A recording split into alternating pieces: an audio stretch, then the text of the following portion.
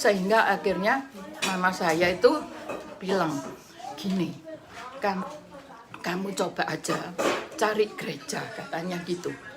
Cari gereja tapi jangan sampai nenekmu tahu, katanya gitu.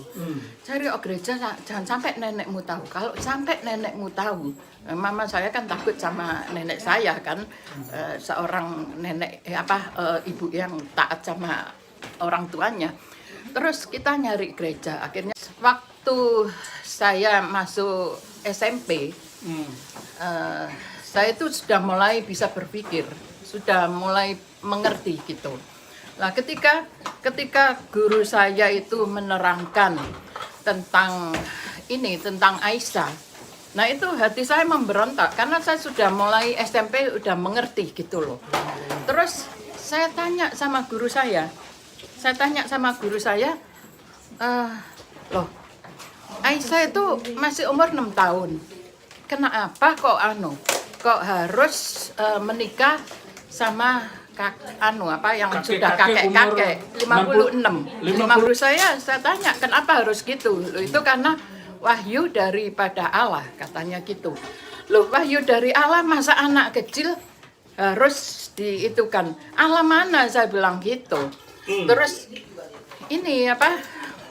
guru saya marah gitu loh, karena saya itu selalu tanya, kamu nggak boleh tanya, kamu harus itu aja, diterima aja, katanya gitu.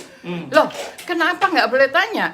Guru-guru yang lain, baik aljabar atau pelajaran yang lain, kalau nggak ngerti itu disuruh tanya. Kenapa nggak boleh tanya? Saya bilang gitu. Pelajaran agama nggak boleh tanya. Saya kepingin mengerti gitu. Tapi guru saya karena marah, saya disuruh keluar gitu. Suruh keluar, ya udah. Kebetulan di dalam kelas itu satu-satunya yang saya nggak pernah ngakuin kalau saya itu Islam gitu, walaupun ibu saya, nenek saya orang Islam Muslim, tapi saya nggak pernah ngakuin kalau saya itu Islam gitu. Karena bagi saya itu agama itu yang nggak ngerti gitu. Terus disuruh keluar. Lah karena sering kali saya itu bertanya sehingga terus yang paling saya juga nggak terima satu lagi, kenapa menantu harus dikawinin gitu. Menantu harus dikawinin gitu. Itu saya nggak terima, disuruh keluar lagi gitu. Pokoknya gitu. Terus pada waktu tentang Aisyah, saya bilang, Aisyah ini apa cantik, saya bilang gitu. Guru saya itu nggak tahu arah pertanyaan saya. Pokoknya dia bilang, oh Aisyah itu adalah bocah yang molek, katanya gitu, yang cantik. Tapi ini nggak mau, Nabi ini nggak mau. Katanya wahyu dari Allah itu adalah Aisyah, bukan ponakannya gitu loh. Allah kok mewahyukan menantunya itu harus diambil jadi istri lagi gitu. Nah dari situ saya itu mempunyai rasa kepahitan sama Allah gitu loh. Kepahitan sama Allah. Waduh, kok perempuan itu nggak ada harganya kok gini gitu, pikiran saya gitu. Terus sehingga saya itu, karena saya sudah SMP ya, saya itu sudah mengerti gitu. Jadi saya kalau pergi ke rumahnya nenek saya, jadi saya nggak bisa enjoy lagi. Karena apa? Karena saya merasa waduh, jangan-jangan nanti nenek saya ini kan dari desa, orang desa ya, orang Lugu. Jangan-jangan nanti pas Ustadz kelihatan saya diwahyukan untuk jadi istrinya Ustadz, gimana gitu. Karena terus terang aja, ya saya pada waktu masih bocah ya nggak kalah sama Aisyah gitu, menurut orang-orang gitu. Menurut orang-orang begitu. Jadinya saya kalau pergi ke nenek saya itu seperti ketakutan banget gitu. Nggak enjoy lagi gitu. Saya takutnya nanti ada wahyu Ustadz kok gitu, sedangkan nenek saya itu orang desa yang taat sama Ustadz. Terus mama saya seorang anak yang taat sama orang tuanya gitu. Jadi ya saya bertahun-tahun saya itu benar-benar kepahitan, memberontak gitu. Saya nggak mau kenal Allah gitu. Karena Allah kenapa begitu kejam untuk anak kecil harus diserahkan, menantu harus diserahkan gitu loh. Saya benar-benar bertahun-tahun itu saya mempunyai kepahitan sama Allah gitu. Jadi gini, karena saya terus memberontak gitu, terus apalagi guru agama saya itu selalu bilang kalau bahwa orang bahwa kita itu bisa untuk maksudnya merampok atau membunuh sekalipun itu nggak masalah sama orang kafir katanya gitu. Karena apa? Karena mereka itu toh orang yang nggak berharga kan bakal masuk ke neraka. Jadi mereka itu cuman jadi arangnya neraka katanya gitulah. Dari situ kan saya ketakutan sekali. Terus guru saya juga bilang kalau hanya orang yang bisa berbahasa Arab yang bisa masuk surga. Karena di surga nanti semuanya itu memakai bahasa Arab. Jadi waktu saya pulang tuh saya selalu nangis. Mah, kenapa kita nggak jadi orang Arab sih, Mah? Kalau kita jadi orang Arab kan kita masuk surga. Itu ketakutan sampai mati setiap hari. Setiap ada ajaran agama itu saya ketakutan sekali. Agama harusnya membawa kedamaian. Berita-berita yang disampaikan haruslah membawa kesejukan dan kebahagiaan. Haleluya, puji Tuhan. Bagaimana kabar saudara hari ini? Kami selalu berdoa, saudara dalam keadaan yang sehat dan diberkati oleh Tuhan. Amin. Terima kasih saudara tetap setia dan terus mengikuti channel kami. Dukungan saudara untuk channel ini membuat kami terus dapat mengabarkan kebenaran-kebenaran firman Tuhan dan dapat memberikan kesaksian-kesaksian yang akan menguatkan iman percaya saudara di dalam Tuhan kita Yesus Kristus. Saudara-saudaraku yang terkasih dalam Tuhan, saya ingin kali ini saudara akan menyaksikan sebuah tayangan yang luar biasa. Bagaimana orang tua terpaksa harus menyuruh anaknya mencari gereja padahal mereka bukan beragama Kristen. Hal ini dilakukan karena ketakutannya para orang tua mengingat sebuah ajaran yang sangat mengerikan dan itu menimbulkan dampak psikologi kepada anak. Anak-anak di usia yang masih belia terpaksa harus berpikir, jika kalau aku nanti yang menjadi target untuk sesuatu yang disampaikan itu. Saudara, ajaran yang menakutkan itu telah membuat beberapa orang masih berstatus anak-anak belia terpaksa harus mengalami traumatik dan mereka kemudian membenci Allah dan tidak mau mempercayainya oleh karena ajaran yang menakutkan itu. Saudara, sebelum kita akan menyaksikan bersama-sama tayangan berikut ini, saya ingin saudara dengarkan firman Tuhan ini. Matius pasal 5 ayat yang ke-9. Berbahagialah orang yang membawa damai, karena mereka akan disebut anak-anak Allah. Jadi, berbahagialah orang yang membawa damai. Berbahagialah orang yang memberitakan kedamaian, memberitakan kesejukan, memberitakan kebahagiaan, dan memberitakan harapan-harapan bagi kaumnya, bagi umatnya, bagi jemaatnya. Ketika berita-berita itu menakutkan, ketika berita-berita itu akan berdampak buruk dalam psikologi seseorang, maka hal itu akan sangat berbahaya. Dan apakah pertanyaannya, Allah tidak tahu semuanya itu? Saudara, kali ini saya ingin saudara akan benar-benar melihat dan terus akan berpikir apakah benar bahwa Allah berita-beritanya itu, penyampaian-penyampaiannya itu akan membawa dampak baik atau buruk dalam hidup kita.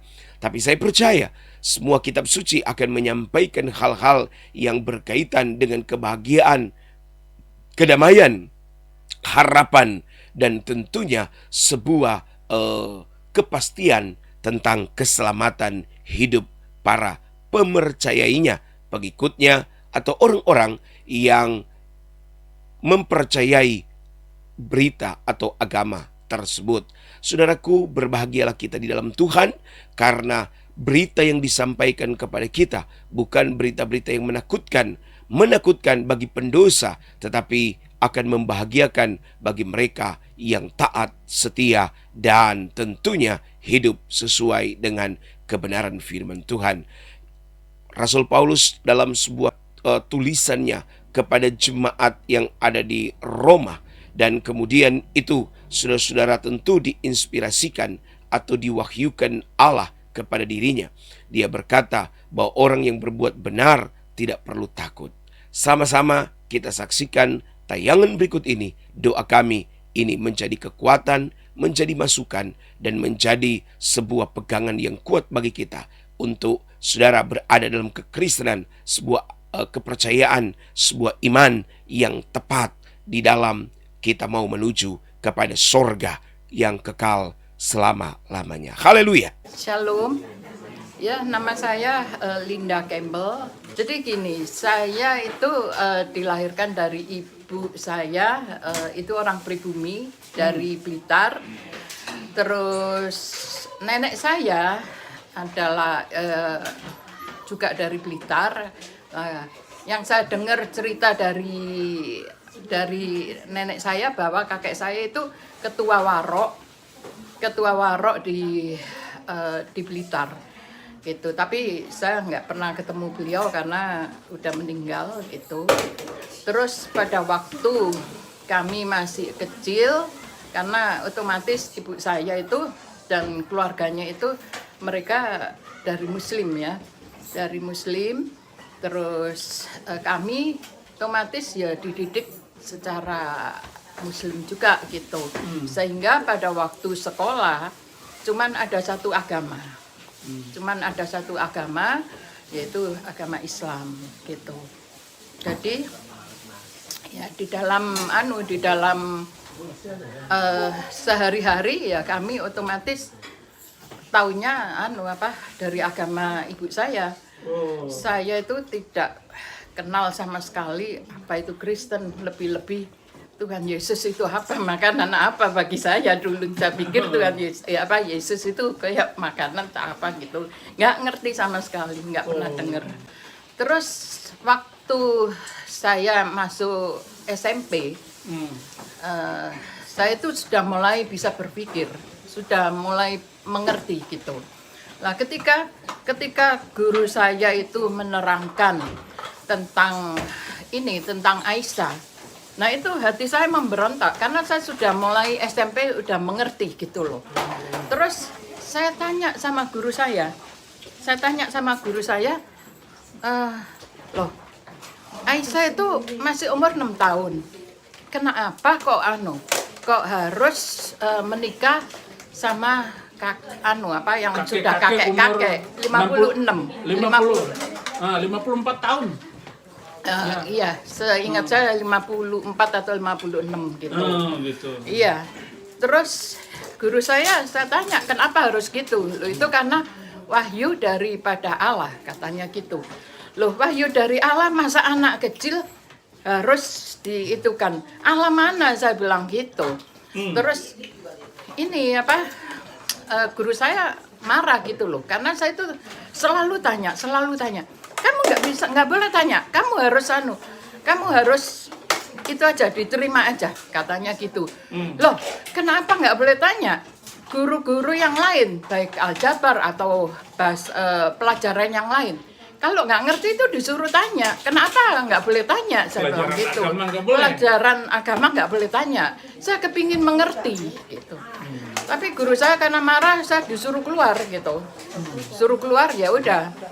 Kebetulan di dalam kelas itu satu-satunya yang saya nggak pernah ngakuin kalau saya itu Islam gitu, walaupun ibu saya, nenek saya orang Islam Muslim, tapi saya nggak pernah ngakuin kalau saya itu Islam gitu. Karena bagi saya itu agama itu yang nggak ngerti gitu. Terus disuruh keluar. Lah karena sering kali saya itu bertanya sehingga setiap ada pelajaran agama saya harus keluar gitu. Ya, pada waktu itu masih belum seperti sekarang. Kalau disuruh keluar gitu dibully sama temen enggak pada waktu itu. Jadi ya karena terlalu biasa untuk setiap pelajaran agama harus keluar, ya saya nikmatin aja keluar ya keluar gitu. Terus yang paling saya juga nggak terima satu lagi, kenapa menantu harus dikawinin gitu. Menantu harus dikawinin gitu. Itu saya nggak terima, disuruh keluar lagi gitu. Pokoknya gitu. Terus ya pada waktu tentang Aisyah, saya bilang, Aisyah ini apa cantik, saya bilang gitu.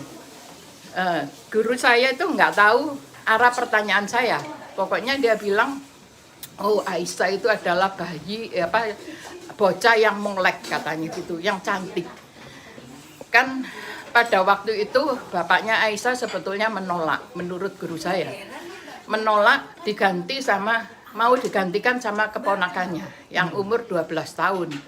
Keponakannya katanya sudah menstruasi katanya gitu. Maaf ya, saya harus ngomong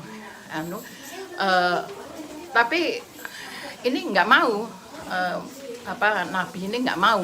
Katanya wahyu dari Allah itu adalah Aisyah, bukan ponakannya gitu loh. Makanya saya tanya, Aisyah itu cantik apa enggak?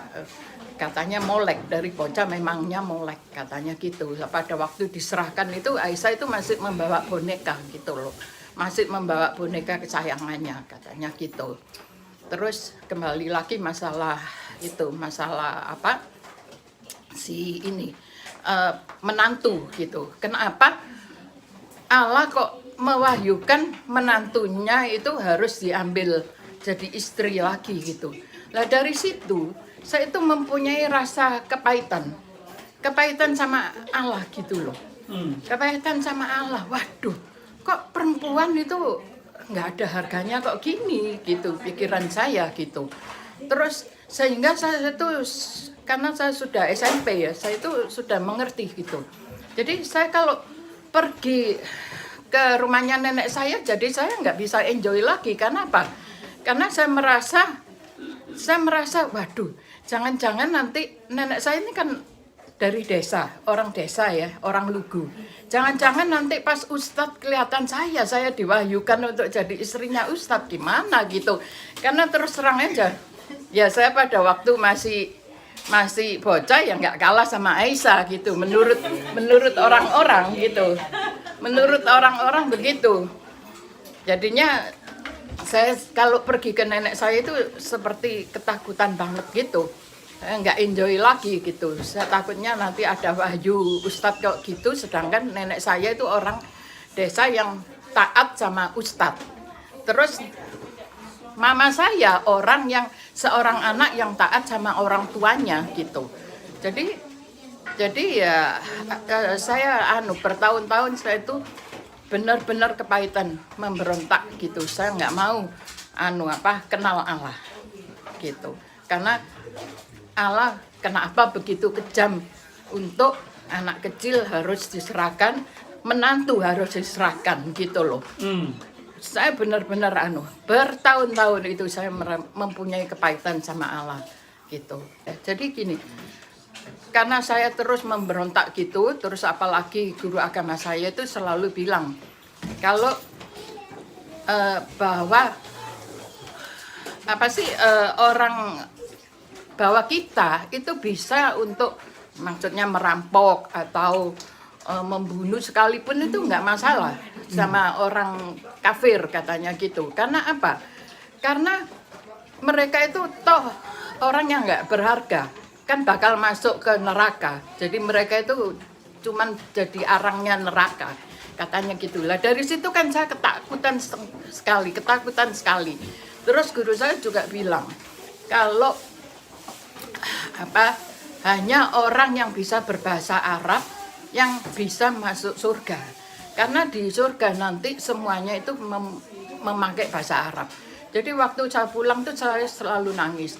Mah, kenapa kita nggak jadi orang Arab sih, Mah? Kalau kita jadi orang Arab kan kita masuk surga. Lah kalau sekarang bayangin, Mah, rambut itu dibelah untuk kita nyeberangin jembatan. Itu gimana bisa kita lolos dari situ? Sedangkan rambutnya orang sekampung dijajar-jajar aja nggak bisa, apalagi rambut dibelah 7, saya bilang gitu. Saya tuh ketakutan sampai mati setiap hari. Setiap ada ajaran agama itu saya ketakutan sekali. Terus sehingga akhirnya mama saya itu bilang, gini, kamu coba aja cari gereja, katanya gitu. Cari gereja tapi jangan sampai nenekmu tahu, katanya gitu. Cari gereja jangan sampai nenekmu tahu. Kalau sampai nenekmu tahu, mama saya kan takut sama nenek saya kan, seorang nenek ibu yang taat sama orang tuanya. Terus kita nyari gereja, akhirnya ketemu di sekolah minggu. Terus di sana saya mulai diajarin dari, kebetulan waktu itu pelajarannya mulai dari Abraham, dari apa diurut gitu, sesuai di perjanjian lama gitu. Nah dari situ saya itu, karena saya senang cerita, jadi ceritanya Abraham, ceritanya Nabi Nuh, ceritanya David, Goliat, Musa yang membelah itu, saya senang sekali gitu. Di samping itu guru saya kok ngajarin tentang kasih gitu loh, kok beda banget sama yang saya dapat di sekolahan gitu loh. Jadi dari situ saya mulai jatuh cinta untuk saya lebih condong untuk pergi ke gereja gitu.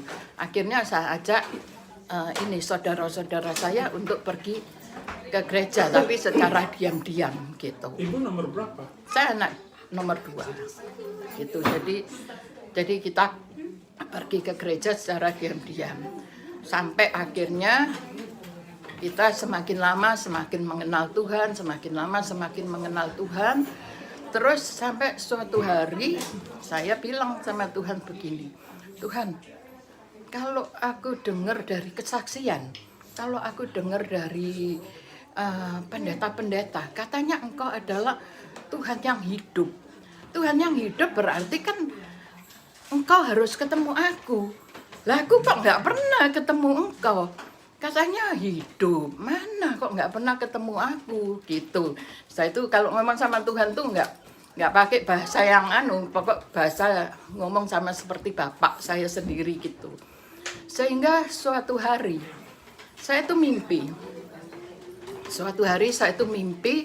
Saya melihat Tuhan itu di tempat yang tinggi gitu. Saya pokoknya terpisah gitu. Terus Tuhan itu bilang sama saya gini, anakku, kamu mau ketemu aku? Oh ya Tuhan, aku mau, tapi gimana caranya? Engkau terpisah sama aku. Gimana aku bisa ketemu engkau? Saya bilang gitu. Terus Tuhan bilang gini, kamu lewat situ. Tiba-tiba itu sinar yang ke batang korek api itu mati, tapi diganti sinar yang lain. Semakin lama semakin terang. Ternyata benar.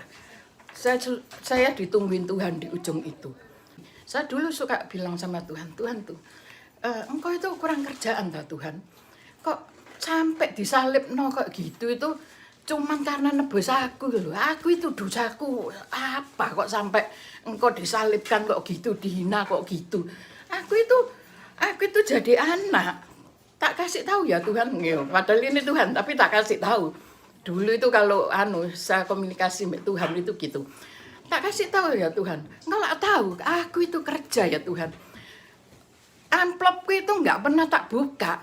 Tak kasih mamaku, aku bilang gitu. Padahal aku kan masih muda, aku kan kepingin dandan, kepingin apalagi aku bukan orang jelek, saya bilang gitu ya. Yang nguber banyak gitu. Tapi amplop aja loh, tak kasih mamaku, aku bilang gitu. Aku itu anak yang taat. Terus dosaku itu lah apa? Aku yang nggak pernah macam-macam minum yang nggak dugem yang enggak gitu. Aku kerja terus buat keluarga, aku bilang gitu. Nah kok mau disalibkan? Aku itu dosaku kayak apa sampai mau kayak gitu. Ternyata di dalam perjalanan yang aku lihat itu perjalanan hidup aku merasa, aku itu benar-benar manusia kok bobrok kok gini gitu loh. Ternyata kita itu nggak menyadarin. Padahal secara itu aku ini nggak terlalu merasa berdosa kok gitu, tapi ternyata di dalam itu ditunjukkan sama Tuhan. Oh, pantesan Tuhan kenapa kok sampai rela disalib untuk kita itu. Ternyata manusia itu menjijikkan. Benar-benar menjijikkan perjalanan hidupnya manusia itu. Ternyata sampai kok gitu. Saudara-saudaraku yang masih setengah-setengah ikut Tuhan, udahlah kita benar-benar terimaan Tuhan. Bahwa Tuhan itu memang benar-benar punya kuasa yang bisa menyelamatkan kita gitu. Puji Tuhan, haleluya, puji Tuhan. Saudara, terima kasih dan jangan lupa terus untuk mendukung channel kami dalam doa dan juga saudara dapat mengambil bagian turut bersama-samanya dengan membagikannya kepada sekalian banyak orang supaya banyak orang yang akan diberkati, ya banyak orang yang akan dikuatkan dan banyak orang akan diteguhkan oleh karena mereka melihat, mendengar, dan menyaksikan tayangan-tayangan yang juga memberkati saudara. Sampai berjumpa lagi dalam program acara kami selanjutnya. Kami berdoa, saudara tetap dalam keadaan sehat dan selalu percaya diberkati oleh Tuhan. Haleluya, haleluya.